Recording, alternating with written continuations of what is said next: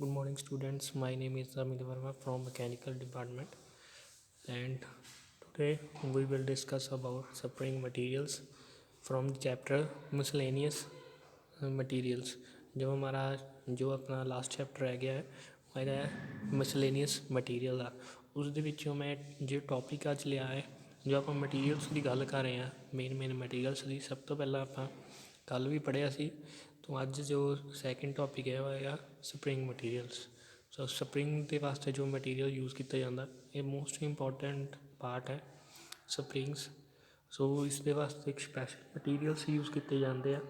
ਜਿਸ ਹੁਣ spring materials ਦੀ ਗੱਲ ਕਰੀਏ, ਸਪਰਿੰਗ ਮਟੀਰੀਅਲਸ ਨੂੰ ਬਣਾਉਣ ਵਾਸਤੇ ਆਪਾਂ ਨੂੰ ਮੈਟਲਸ ਦੀਆਂ ਪ੍ਰੋਪਰਟੀਜ਼ ਉਹ ਦੇਖਣੀਆਂ ਪਊਗੀਆਂ ਜੋ ਕਿ ਇਲੋਂਗੇਟ ਹੋ ਜਾਵੇ, ਜਿਸ ਦੇ ਵਿੱਚ ਇਲਾਸਟੀਸਿਟੀ ਜ਼ਿਆਦਾ ਹੋਵੇ। ਕਿਉਂਕਿ ਜੇ ਇਸ ਮਟੀਰੀਅਲ ਦੇ ਵਿੱਚ ਇਲਾਸਟੀਸਿਟੀ ਜ਼ਿਆਦਾ ਹੋਏਗੀ, ਉਸ ਦੇ ਉੱਪਰ ਕੀ ਆ ਫੋਰਸ ਅਪਲਾਈ ਕਰਨ 'ਤੇ ਉਹ ਆਪਣੀ ਓਰੀਜਨਲ ਸ਼ੇਪ ਦੇ ਵਿੱਚ ਵਾਪਿਸ ਆ ਜਾਏਗਾ।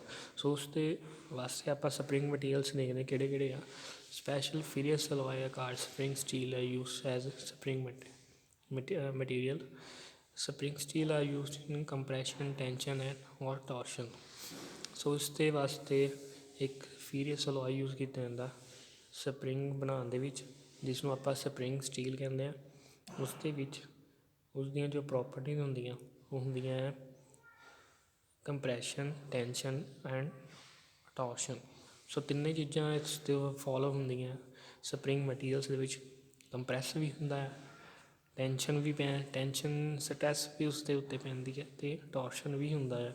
ਸੋ ਤਿੰਨੇ ਪ੍ਰੋਪਰਟੀਜ਼ ਆਪਾਂ ਨੂੰ ਦੇਖ ਕੇ ਚੱਲਣਾ ਪੈਂਦਾ ਹੈ ਕਿਹੜਾ ਮਟੀਰੀਅਲ ਚੂਜ਼ ਕਰੀਏ। ਦਿਸ ਸ਼ੁੱਡ ਪੋਜ਼ਿਟ ਹਾਈ ਇਲਾਸਟਿਕ ਲਿਮਿਟ। ਸੋ ਉਸ ਦੇ ਮਟੀਰੀਅਲ ਦੇ ਵਿੱਚ ਇਲਾਸਟਿਕ ਲਿਮਿਟ ਹੋਣੀ ਬਹੁਤ ਜ਼ਰੂਰੀ ਹੈ, about 120 to 140 kg per mm square. So spring steel ਦੇ ਵਿੱਚ ਇਲਾਸਟਿਕ ਲਿਮਿਟ ਵੀ ਬਹੁਤ ਜ਼ਿਆਦਾ ਹੁੰਦੀ ਹੈ, ਅਤੇ good ਇਲੋਂਗੇਸ਼ਨ 20 to 30% elongation and high fatigue resistance is provided by high surface finish. So fatigue resistance, fatigue ਨੂੰ resist ਕਰਦਾ ਹੈ spring steel. They are either in cold rolled condition after heat treatment. So cold rolling ਦੇ ਦੁਆਰਾ ਇਸ ਨੂੰ ਬਣਾਇਆ ਜਾਂਦਾ। So depending upon the severity of the requirement, two types of steel can be used: medium and high carbon, plain carbon steel or highly amount of manganese.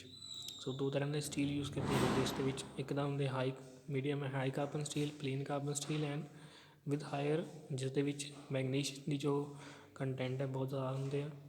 Medium carbon alloy with magnesium and silicon. Medium carbon alloy ਦੇ ਵਿੱਚ ਮੈਗਨੀਸ਼ ਦੇ ਵਿੱਚ combination ਹੁੰਦਾ ਹੈ, mixture ਹੁੰਦਾ ਹੈ magnesium and silicon ਦਾ। Chromium, nickel, molybdenum and vanadium may be added in place of silicon. So silicon ਨੂੰ ਦੀ ਜਗ੍ਹਾ 'ਤੇ ਹੋਰ ਮਟੀਰੀਅਲਸ ਨੂੰ ਰਿਪਲੇਸ ਕਰਨ ਲਈ ਕ੍ਰੋਮੀਅਮ, ਨਿਕਲ, ਮੋਲੀਬੈਂਡਮ ਐਂਡ ਵੈਨੇਡੀਅਮ ਦਾ ਯੂਜ਼ ਕੀਤਾ ਜਾਂਦਾ। ਨੈਕਸਟ ਹੈ ਨਿਊਕਲੀਅਰ ਐਨਰਜੀ ਦੇ ਵਿੱਚ ਜੋ ਮਟੀਰੀਅਲਸ ਯੂਜ਼ ਹੁੰਦੇ ਆ ਉਸ ਦੇ ਬਾਰੇ ਗੱਲ ਕਰਾਂਗੇ।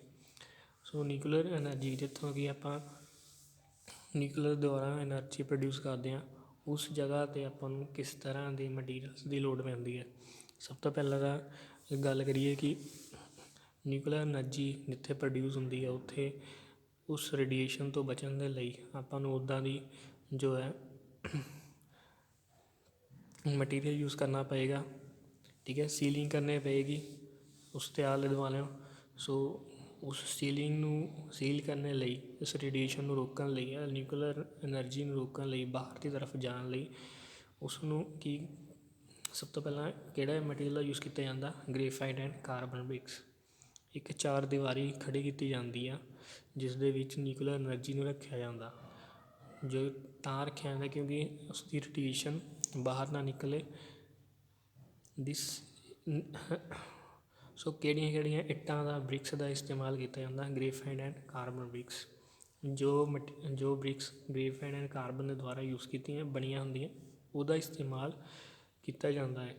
ਦੇ are use for lining of atomic reactor. Carbon graphite bricks are made by firing crushed coke with binding material or graphite mix. So carbon graphite bricks ਕਾਹਦੇ ਤੋਂ ਬਣਦੀਆਂ? ਕੋਕ ਐਂਡ ਬਾਈਂਡਿੰਗ ਮਟੀਰੀਅਲਸ ਨੂੰ ਮਿਕਸ ਕਰਨ ਤੋਂ ਬਾਅਦ graphite ਨੂੰ mix ਕੀਤਾ ਜਾਂਦਾ ਕਿ ਕਿੰਨੇ ਟੈਂਪਰੇਚਰ ਨੂੰ ਰੱਖਿਆ ਜਾਂਦਾ, ਪਕਾਇਆ ਜਾਂਦਾ 1300 to 1400 degree Celsius. Graphite and carbon refractories are excellent refractive material, but they are only be used under neutral and reducing conditions because they are oxidized readily in air at relevant temperature. So graphite and carbon refractory जो carbon bricks ਹੁੰਦੀਆਂ ਉਸਨੂੰ neutral condition ਦੇ ਵਿੱਚ ਰੱਖਿਆ ਜਾਂਦਾ ਤਾਂ ਜੋ ਉਹ ਕਿਸੇ ਵੀ ਹੋਰ ਮੈਟਲ ਦੇ ਨਾਲ, ਹੋਰ ਮਟੀਰੀਅਲ ਦੇ ਨਾਲ ਆਕਸੀਡਾਈਜ਼ ਨਾ ਹੋ ਜਾਵੇ ਐਲੀਵੇਟਡ ਟੈਂਪਰੇਚਰ ਦੇ ਜਾ ਕੇ। They are infusible, insensitive to spalling, highly thermal conductive, close texture and withstand temperature fluctuation, chemically attack of acid, alkalines and all solvent except oxidizing agent। ਸੋ ਇਹ ਜੋ ਬ੍ਰਿਕਸ ਆ ਇਨਫਿਊਜ਼ੀਬਲ, ਫਿਊਜ਼ ਨਹੀਂ ਹੁੰਦੀਆਂ, ਕਿਸੇ ਅਦਰ ਮੈਟਲਸ ਨਾਲ ਮਿਕਸ ਨਹੀਂ ਹੁੰਦੀਆਂ, insensitive, spelling, highly thermal ਕੰਡਕਟਿਵ, heat ਨੂੰ ਵੀ ਰਜਿਸਟ ਕਰਦੀਆਂ, ਐਂਡ ਟੈਂਪਰੇਚਰ ਫਲਕਚੁਏਸ਼ਨ ਨੂੰ ਵੀ ਰਜਿਸਟ ਕਰਦੀਆਂ, ਕੈਮੀਕਲ ਅਟੈਕ ਆਫ ਐਸਿਡ, ਚਾਹੇ ਉਸ ਬ੍ਰਿਕਸ ਉੱਪਰ ਕੈਮੀਕਲ ਅਟੈਕ ਕਰ ਦਿਓ, ਅਲਕਲਾਈਨ ਦਾ ਅਟੈਕ ਕਰ ਦਿਓ, ਉਹ ਕਿਸੇ ਨਾਲ ਵੀ ਰਿਐਕਟ ਨਹੀਂ ਹੁੰਦਾ ਸਿਵਾਏ ਕਿ ਆਕਸੀਡਾਈਜ਼ਿੰਗ ਏਜੰਟ ਦਾ। ਨੈਕਸਟ ਹੈ ਕਰੀਪ ਰੈਜ਼ਿਸਟੈਂਟ ਸਟੀਲ। ਕਰੀਪ ਉਹ ਚੀਜ਼ ਹੁੰਦੀ ਆ ਜਿਸ ਨੂੰ ਆਪਾਂ ਕਰੀਪ ਪ੍ਰੋਪਰਟੀਜ਼ ਉਹ ਹੁੰਦੀ ਆ ਜਿਸ ਦੇ ਵਿੱਚ ਆਪਾਂ ਕਿਸੇ ਵੀ ਮਟੀਰੀਅਲ ਨੂੰ ਸਲੋਲੀ ਡੀਫਾਰਮ ਕਰਦੇ ਹਾਂ। ਉਸ ਤੋਂ ਬਾਅਦ ਉਹ ਸਲੋਲੀ ਡੀਫਾਰਮ ਹੋਣ ਤੋਂ ਬਾਅਦ ਉਹ ਪਰਮਾਨੈਂਟਲੀ ਉਸ ਡੀਫਾਰਮ ਹੋ ਜਾਂਦਾ, ਉਸਨੂੰ ਕਰੀਪ ਕਹਿੰਦੇ ਆ।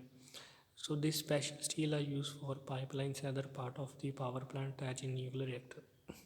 ਪਾਈਪਲਾਈਨਸ ਨੂੰ ਬਣਾਉਣ ਦੇ ਲਈ ਆਪਾਂ ਪਾਵਰ ਪਲਾਂਟਸ ਦੇ ਵਿੱਚ ਕਰੀਪ ਰੈਜ਼ਿਸਟੈਂਟ ਸਟੀਲ ਦਾ ਯੂਜ਼ ਕਰਦੇ ਹਾਂ। ਦੀ essential characteristics of these steel are higher resistance for creep temperature varying to 400 to 500 degree Celsius। ਸੋ ਜਿਹੜੀ ਸਟੀਲ ਹੁੰਦੀ ਆ ਉਹ ਕਰੀਪ ਨੂੰ ਰਜਿਸਟ ਕਰਦੀ ਆ ਇਸ ਟੈਂਪਰੇਚਰ ਦੇ 400 to 500 degree Celsius। This could be achieved by providing resistance to softening during tempering। ਸੋ ਇਹ ਜੋ ਸਟੀਲ ਨੂੰ ਅਚੀਵ ਕੀਤਾ ਜਾਂਦਾ ਹੈ ਸੋਫਟਨਿੰਗ ਟੈਂਪਰਿੰਗ ਕਰਨ ਤੋਂ ਬਾਅਦ, ਟੈਂਪਰਿੰਗ ਦੇ ਦੁਆਰਾ ਅਚੀਵ ਕੀਤਾ ਜਾਂਦਾ to achieve molybdenum, vanadium and other chromium to could be added at to a low steel. So ਜੋ ਮਟੀਰੀਅਲ ਯੂਜ਼ ਕੀਤੇ ਜਾਂਦੇ ਆ ਕਰੀਪ ਰੈਜ਼ਿਸਟੈਂਟ ਸਟੀਲ ਦੇ ਲਈ ਮੋਲੀਬੈਂਡਮ, ਵੈਨੇਡੀਅਮ ਐਂਡ ਕ੍ਰੋਮੀਅਮ, ਉਸਦੀ ਜੋ ਪਰਸੈਂਟੇਜ ਦਿੱਤੀ ਗਈ ਹੈ ਤੁਹਾਨੂੰ। Chromium also increase to corrosion and oxidation. So chromium ਦਾ ਮੇਨ ਜੋ ਪ੍ਰੋਪਰਟੀਜ਼ ਹੁੰਦੀ ਆ ਉਹ ਕਰੋਜ਼ਨ ਐਂਡ ਆਕਸੀਡੇਸ਼ਨ ਨੂੰ ਰਜਿਸਟ ਕਰਦਾ। Again maraging steel this special steel are use for making pressure vessels in nuclear power plants. So ਜਿੰਨੀਆਂ ਵੀ pressure vessels nuclear reactor ਦੇ ਵਿੱਚ ਲੱਗਦੀਆਂ ਉਸ ਨੂੰ ਬਣਾਉਣ ਦੇ ਲਈ ਮੈਰਿਜਿੰਗ ਸਟੀਲ ਦਾ ਯੂਜ਼ ਕੀਤਾ ਜਾਂਦਾ। ਮੈਰਿਜਿੰਗ ਸਟੀਲ ਆ capable of attaining tensile strength up to 200 kilogram per mm square in combination with excellent fracture toughness।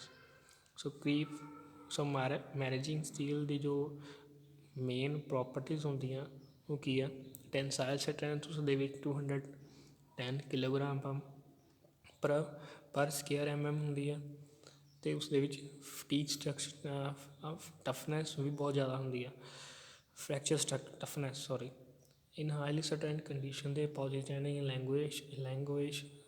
elongation of the order of 12%।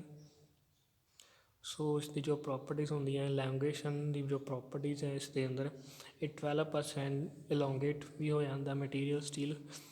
they are called merging steel because the high strength is produced by hardening the steel to produce martensite by air cooling। ਸੋ ਜਿਹੜੀ steel ਮੈਰਿਜਿੰਗ steel ਇਸ ਨੂੰ ਇਸੇ ਕਰਕੇ ਕਿਹਾ ਜਾਂਦਾ ਕਿਉਂਕਿ high strength ਨੂੰ achieve ਕਰਨ ਦੇ ਲਈ